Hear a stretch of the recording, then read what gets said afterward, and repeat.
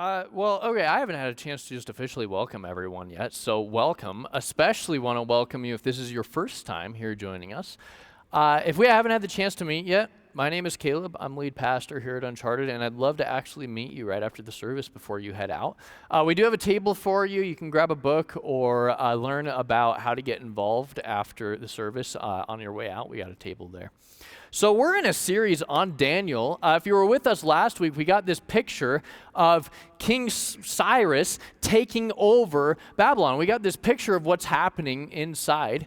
Alcohol starts flowing. There's writing on the wall. There's this party that's going on. And little do they know that while this party is going on, there's this army that is walking through the now dry riverbed right into the city. And history tells us that overnight, in 539 BC, there's a shift in power. The Babylonian influence is gone. They'll never regain power. The Mede and Persian influence has now taken over. They're now taking over the greatest kingdom that has ever existed to date at that time, the most amount of nations and people and languages, and Babylon will never regain that. And without so much as a fight, there's a new banner in that city. They'll wake up the next day, but it won't be their armies in the streets. It'll be the Mede and the Persian influence. Cyrus the Great has now came and conquered what he set out to do, conquer the entire known world at that point in time, what we would know as the Middle East, all the way even into Asia. And that takes us into where we're at today, Daniel chapter 6. How do you set up a new kingdom? When you take over the biggest city in the entire world, how do you start to govern that? Daniel 6, verse 1. It pleased Darius to appoint 120 satraps to rule throughout the kingdom, with 3 administrators over them, one of whom was Daniel. The satraps were made accountable to them so that the king might not suffer loss. Now Daniel so distinguished himself among the administrators and the satraps by his exceptional qualities that the king planned to set him over the whole kingdom. So right off the bat, these first few verses tell us a little bit about what's going on with Babylon. Whether Darius is a throne name for Cyrus the Great or whether he's the conquering general, we don't really know. Whatever it is, he's the one who is now in charge of Babylon. And so how do you govern this brand new city? How do you govern 500 plus miles of what we would now think of as Middle East going into Asia? Well, they have a plan. It's easy. You divide it into 120 different provinces, and you set over each province what is called a satrap. You may not be familiar with the word, so we'll just call them senators. So they divide it into 120 different senators, and then over the senators, they place 3, we'll call them prime ministers. One of those prime ministers that they picked was Daniel. Now, this is where the conflict in the story will rise. You can't do that. You just can't do that. When you combine forces between the Medes and the Persians, and you combine forces to conquer the entire known world, when you finally take power, you have to give positions of power to either the Medes or the Persians, because that's who you're in cahoots with. And yet the king goes out and he picks a slave. And not just a slave, but a foreign slave. And not just a foreign slave, but a Jewish foreign slave. This isn't going to sit well. This isn't going to go down well with the other people. Doesn't the king understand that you can't do that? Doesn't the king understand that when you do finally take power, you have to give the positions of power to those who are loyal to you, those in the kingdom, those in the family? Why Daniel? Well, we learn it in verse 3 here. It simply says that Daniel so distinguished himself among the administrators. Did he catch that? Daniel lived his life in such a way that despite everything working against him, who he was, where he was from, his ethnicity, he was chosen to be one of the 3 prime ministers to govern the entire empire, and the king was making plans to place him over the entire empire, even above the other administrators. He lived his life in such a way that despite everything, he was chosen to rule the empire. How did the king hear about this guy? Well, his objective is simple. It says in verse 2, so that the king might not suffer loss. He may not suffer any loss. In other words, I need a guy I can trust to deal with the money. I need a guy who's not going to steal from the treasury. I need a guy who isn't going to rip me off. And I need a guy who I can trust to let me know what's going on. Warn me about any kind of rebellion. Tell me about any kind of attack. Let me know about any kind of espionage that is happening through the kingdom. Daniel. How did the king know about him? Well, anytime a king in the ancient world took over a new kingdom, first order of business was taking out the former leadership. He would make a list of everyone to take out, usually by beheading, usually publicly, and it sent this message throughout the whole kingdom that there's new leadership in town. And then he would take out their families along with them so that there wasn't any kind of an uprising with it. So the king should have taken out Daniel. At that time, he was number 3 in the whole kingdom. He should have been gone. But as he's making this list of who to take out, there's a rumble in the kingdom. Hey, that boy Dan sits in the back. You should give him a second look. Rumor has it, A, you might not be able to kill him anyways. But B, this dude has some knowledge that might help you out. Rumor has it, he knew we were walking in underneath the wall while it was happening. He can read writing on the wall. He can interpret dreams. He's not Babylonian, so you might be able to trust him. He served the previous kings, all 6 kings loyally before us, even though he was a slave. He didn't muster forces to attack us. He just calls truth, truth. You might want to give him a second look.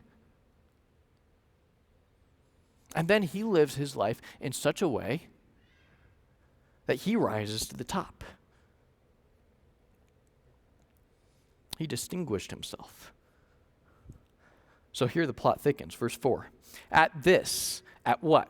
At the fact that this foreign Jewish slave would be rising to the top. At this, the administrators and the satraps tried to find grounds for charges against Daniel in his conduct of government affairs.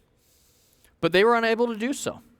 They could find no corruption in him because he was trustworthy and neither corrupt nor negligent. Finally, these men said, "We will never find any basis for charges against this man, Daniel, unless it has something to do with the law of his God." So the Medes and the Persians, they find out that Daniel's going to rise to the top, and it doesn't sit well with them. He didn't join forces with us. He didn't fight with us. I've served King Cyrus loyally for 20 years. And so they put their minds together to try to figure out how to trap Daniel. When you put the world's best minds together to try to figure that out, you better believe there are going to be some weaknesses and flaws that show up. When you focus the newsprint, focus the media, focus the paparazzi all on one individual, there's going to be some skeletons in the closet. We all have them. Now, before we go any further, we got to take a time out. I got to pause for a second, clue you into a little bit of context that's going on. We got to get some perspective on this story. The problem that I have with the book of Daniel, we've spent the last 3-4 weeks going through the book of Daniel. We've covered 6 chapters. We've talked about the fiery furnace, right? And it's like, they're in the furnace, and then they made it out okay. And we cover the writing on the wall, and there's this army invading. And this week we're in Daniel in the lion's den and talking all about this. And it sounds like this really cool 2 to 3 weeks in the life of Daniel and the boys. And it gives us this false perspective on it in a lot of ways. In addition to that, this story, Daniel in the lion's den, you might have grown up hearing it. If you grew up in a Christian home, it probably would have been in some of your children's books and picture books growing up and everything. And because of that, it's sometimes a little too familiar to us. And we've child-proofed it. And in these picture books, Daniel comes across as like taking a stand, protesting against the government, and the lion is this cute little lion that you're able to pet, and that's totally harmless. And we've child-proofed it to the point where it's tame. It's not like an adult story, even though it should be read very much as an adult story. So, a better name for it would really be Grandpa in the Lion's Den. Grandpa in the Lion's Den. We know from history that this happened in 539 BC. When we started this whole series a few weeks ago in Daniel chapter 1, they were taken as teenagers in 605 BC. The math on that is 66 years. It has been now 66 years since Daniel was taken hostage as a teenager. 66 years he has been inside those walls, growing to be an old man. That places him at, give or take, a couple of years, around 83 years old is how old he is right now. Grandpa in the lion's den. And it's important that we have this image for a couple of reasons. First, this isn't some young guy that they're throwing in the lion's den. And second, the amount of years that Daniel served faithfully. Just to give you a better image of this, if you read like a children's book on Daniel in the lion's den, it usually goes something like this. They have a picture of this cool, strapping, young, hulking man, much like myself, in a lion's den. And when you view it like that, it's easy to think, well, the lions might have been a little scared of him. Lions might not have been able to take Daniel. They may not have wanted to mess with him. But in reality, we know that he was actually an old man, a really old man. He would have looked a whole lot more mature. He would have looked a whole lot older. He would have looked something like this. Changes your perception, doesn't it? Whole different perception with that. This is important. For one reason, we see it in verse 4 here. They tried to find grounds for charges against Daniel in his conduct of government affairs, but they were unable to do so. So Daniel was taken as a teenager to Babylon as a slave, eventually went through their schooling, studied socially, studied their arithmetics, arts, sciences, astronomy, astrology, all that, and then eventually was actually quickly given a large amount of responsibility in government affairs and became a government official there. And then for 66 years, he was a government official, managing all different kinds of things. And so the best minds in the world at the time are coming together to say, can we, in those years, find anything that Daniel did? And they come up with nothing. They come up with no charges against him. They can't find any kind of corruption. They look, for 66 years, there's not a dime missing from the treasury. For 66 years, there isn't an intern scandal. For 66 years, there's no staff revolt. For 66 years, they can't find him slipping morally anywhere. No lack of integrity at all for 66 years. How amazing is that?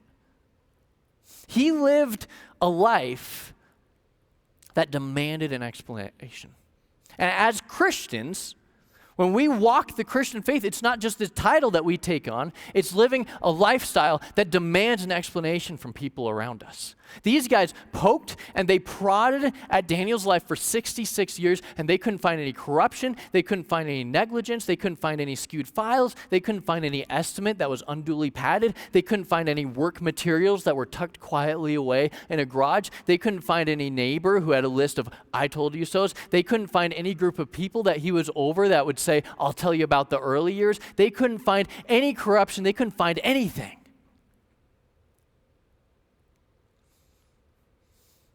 And our temptation right now, even though we live in the gates of the world, we have to watch out for having the philosophy and the desires to make it all about ourselves. Daniel lived by a different kind of rule. So these guys, all they can use against him is the law. They're like, there's got to be an explanation. We see this in verse 5. We will never find any basis for charges against this man Daniel unless it has something to do with the law of his God. That's the best they can do. They don't even know who his God is. They don't know the scriptures. They don't know what the law is. They haven't read that. They just know there's something different about this guy. He marches to a different beat. He lives a different kind of life. He isn't egotistical. He isn't power crazy. He isn't about wealth or possessions. He isn't about himself. There's something different about him. He lives his life in such a way that it demands an explanation. As Christians, our walk of faith should be lived out in such a way that people will notice they live by a different law. The way she teaches in the classroom for 13 years, the conversations in the staff lounge, the way you treat your employees, the way you respond to your supervisor when your supervisor treats you unfairly. We live by a different law. Let's keep going. Verse 6, we pick it up. So these administrators and satraps went as a group to the king and said, "May King Darius live forever." The royal administrators, prefects, satraps, advisors, and governors have all agreed that the king should issue an edict and enforce that decree that anyone who prays to any god or human being during the next 30 days, except to you, your majesty, shall be thrown in the lion's den. Now, your majesty, issue the decree and put it in writing so that it cannot be altered, in accordance with the law of the Medes and Persians, which cannot be repealed. So King Darius put the decree in writing. Well, it makes sense, doesn't it? All the administrators come to the king and they say, so we got a plan to unify the whole kingdom. This whole kingdom that is now, we think of as the Middle East, 500 plus miles, all these different languages and peoples and nations and religions, we're going to unify them for 30 days. They can't make any kind of sacrifice or offering to any other kind of religion except for you, king. And he likes that. It makes sense to him. He's like, how do you unify all these people? How do you bring all these people united under one new king? How do you let them know that there's a new leadership in town? Well, for 30 days, anyone can put up with something for 30 days. For 30 days, they can only sacrifice and pray to him. And it's got to stroke his ego a little bit too. I just conquered the entire known world at this point. We got a 30-day Caleb Smith holiday. I kind of like that. I kind of like it. It makes sense. Now, just so you know, he has no reason to believe that Daniel isn't in on this. They actually come to him and they say, all the administrators agree, all the satraps agree, everyone's on the same page, king. We all think you should do that. He's not acquainted enough with Daniel's God to know that this would get in the way of Daniel's religious practices. And so it makes sense. Verse 10. Now, when Daniel learned that the decree had been published, he went home to his upstairs room where the windows opened toward Jerusalem. 3 times a day, he got down on his knees and prayed, giving thanks to his God, and this is the key phrase here, just as he had done before. Just as he had done before. He didn't do this as some act of protest. He didn't do this as some kind of rebellion against the king. He did it just as he had done before. Here we're getting a glimpse into 66 years of Daniel's lifestyle. 3 times a day, he goes to the upper room. 3 times a day, he opens the shutters. 3 times a day, he faces Jerusalem and he prays towards the temple of his God.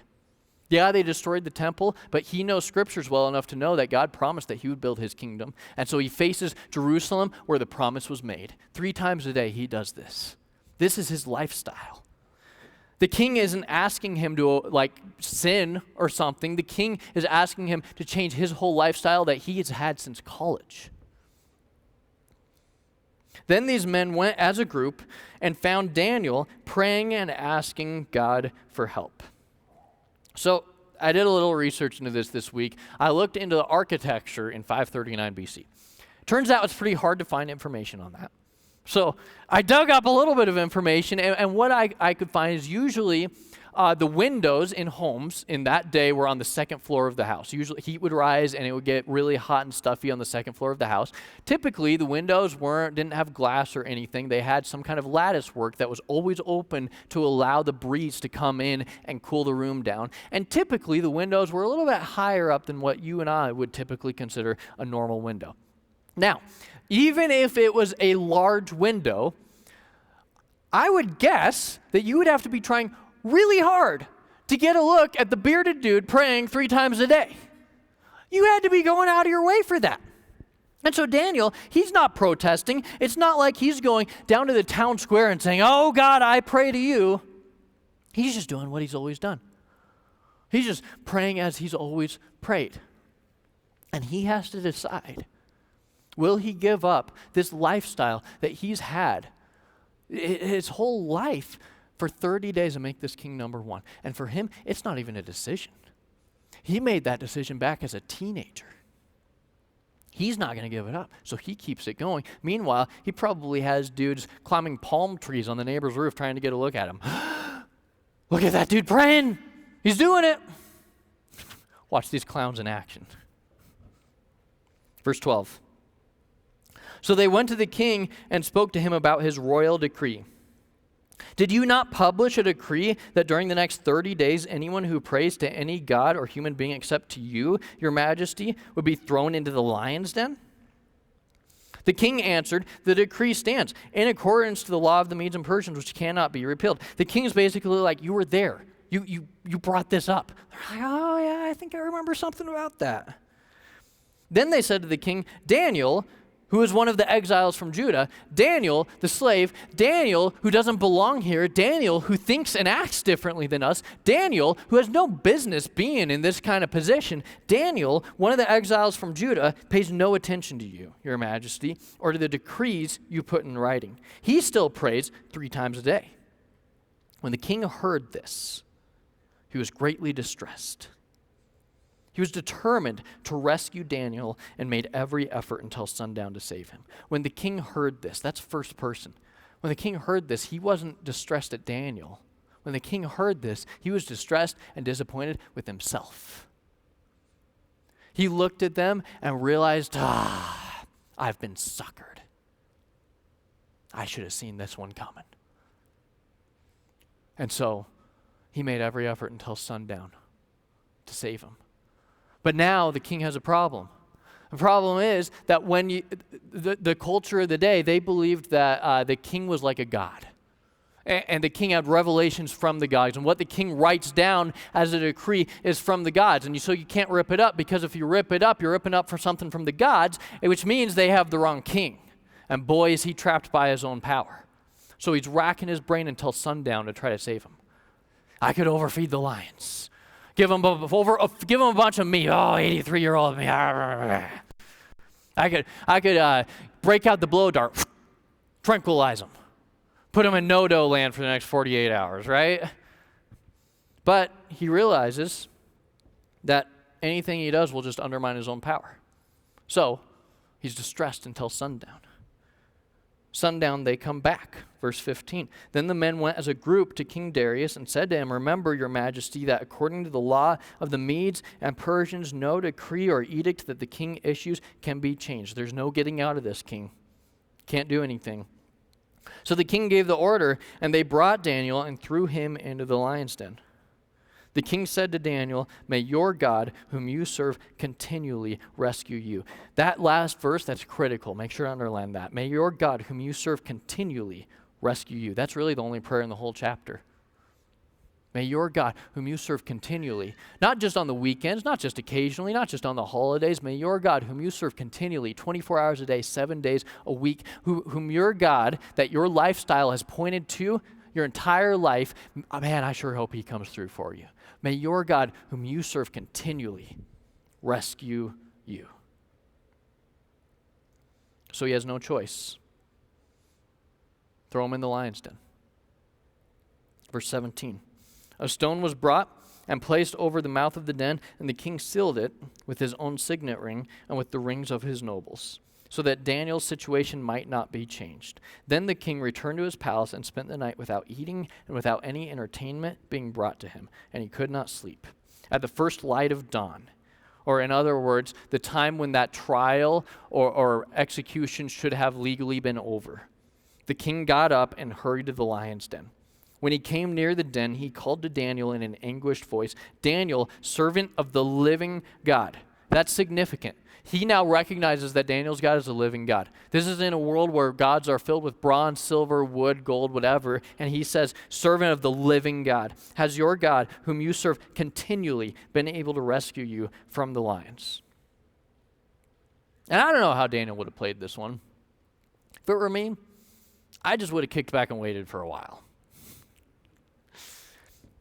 Daniel answered, may the king live forever. My God sent his angel, and he shut the mouths of the lions. They have not hurt me, because I was found innocent in his sight. Nor have I ever done any wrong before you, your majesty. I know that they said that I don't pay attention to your laws, your majesty, but I haven't done any wrong against you. I have a God that I serve that's above you. Sorry about that one. But I've been faithful to you too. Do you realize how different that response is from mine and maybe yours? May the king live forever, is what he said. I know that's different than mine. Some guys falsely accuse me. Some bozo throws me in the lion's den. And then he has the audacity to call down, hey, how you doing? You little, why don't you come down here? I got something I want you to pet. But not Dan. He just says, may the king live forever. He calls out with the utmost respect. In fact, that's the same line that the Medes and the Persians used to address the king earlier in the chapter. It was the line of protocol to acknowledge respect and authority of the day. He calls out with total respect, despite guys falsely accusing him and throwing him in a lion's den. Guys, I don't know what your family, what your coworkers, what your neighbors have done to you, but I guarantee you they haven't tried this one on you yet. And Daniel shows us this is how a faithful man acts. The king was overjoyed and gave orders to lift Daniel out of the den. And when Daniel was lifted from the den, no wound was found on him because he had trusted in his God. At the king's command, the men who had falsely accused Daniel were brought in and thrown into the lion's den, along with their wives and children. Ooh, I don't like that verse. That order wasn't given by God. That was given by a king who didn't know God. And the thinking was, well, these men are corrupted. They've probably led the people around them in their lives to also be corrupted and destructive, and so I'm just going to get rid of all of it now. And that way there's no kind of an uprising. And just in case you didn't think the lions were hungry, the lions overpowered them and crushed all their bones. Oh, wait, I forgot a line. And before they reached the floor of the den, the lions overpowered them and crushed all their bones. These were hungry beasts. Then King Darius wrote to all the nations and peoples of every language in all the earth, may you prosper greatly. I issue a decree that in every part of my kingdom, people must fear and reverence the God of Daniel. For he is the living God and he endures forever. His kingdom will not be destroyed. His dominion will never end. He rescues and saves. He performs signs and wonders in the heavens and on the earth. He's rescued Daniel from the power of the lions. So Daniel prospered during the reign of Darius and the reign of Cyrus the Persian. Okay, so just to give you guys, I'm running out of time, so I'm going to get you guys out of here on time. I'm going to cruise through 3 points now. So if you're a note taker, be ready to write fast. I'm going to cruise through these 3 points. We've already covered them, but I'll get them in print for you. Being a light is not just doing our job, but doing it well. Wherever you're at right now. Being a light doesn't just mean doing it, it means doing it well with excellence. Daniel did it as a slave, as a student, and then as a government official for 66 years. That's how he was a light. Wherever you're at right now, if you're a student, are you doing it well? If you're flipping burgers and fries, are you doing it well? If you're just in a job that's going to get you to the next one, are you doing it well? That's what we got to wrestle with. Being a light, it's doing it well. Matt Claren said this. The world may not know the intricacies of doctrine or the intimacies of worship with God, but they can tell a bad temper, selfishness, conceitedness, or dishonesty when they see it. The world is a very poor critic of my Christianity, but it is a very sufficient one of my conduct. Being a light means wherever you're at, no job is too small. We're serving God, we're doing it well.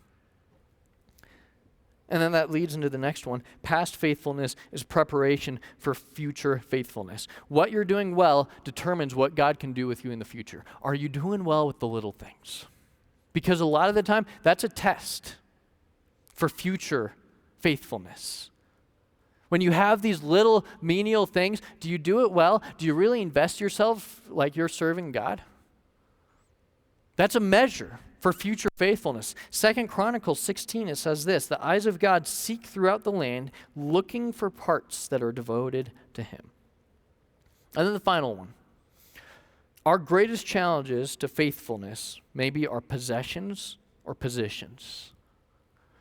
A lot of the time we hear about these people who are living in third world countries that are persecuted for their faith. And if we had to meet in secret and if we had to share Bibles and worship completely in fear of the government, like that's one kind of faith. But I think another kind of faith, and potentially the harder kind of faith, is can God trust you with wealth? When we live in a rich country and a rich part of the world, And we're blessed with so many possessions and wealth. Like God, can God trust us to steward that well? To steward well the resources that he's given us? Our Father, we have been so blessed in so many different ways, and you've given us so many different things. And we give all that to you. We surrender our lives to you. Even when we're being persecuted, that's one kind of faith. But also, God, when you give us a lot of wealth, when you give us possessions, when you give us different tasks that challenge us, we give that to you. And we're serving you with everything we have, with everything we do, God. God, today there may be some people here this morning who they haven't been to church in a long time. And they haven't talked to you in a long time. And they want to give their life to you, God.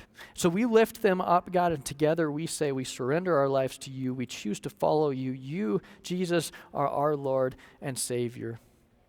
Thank you so much for the example that Daniel set for us. May we live a lifestyle of faith that causes the people around us to say they follow a different law. They're living a different kind of life that demands an explanation. I don't know what God they follow, but they're living it differently. Pray this in your name, Jesus. Amen.